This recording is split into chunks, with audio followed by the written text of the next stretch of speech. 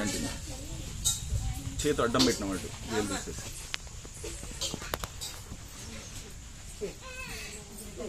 అనండి వరలక్ష్మి మాతాకి, అనండి వరలక్ష్మి మాతాకి, మహావిష్ణు భగవానికి, మహావిష్ణు భగవానికి. అమ్మవారి కటాక్షంతో మనము మళ్ళీ సంవత్సరము ఇదే కార్యక్రమాన్ని అత్యంత భక్తి ప్రపత్తులతో జరుపుకుందామా? నచ్చిందా? బాగా అయినట్టు అనిపిస్తుందా? ఏం ఆలోచించకుండా, ఏం కూడా అది చేయకుండా అన్నీ వచ్చినాయి కదా. ఆ తాబేల్ని ఇటు పట్టుకరా అమ్మ, అది తీసుకోరా ఇటు పట్టు.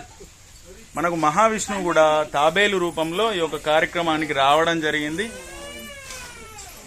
ఎంత చక్కగా ఉన్నది కదా చిట్టి తాబేలు. ఒక పుష్పం కూడా వేసిరమ్మా భలేగా.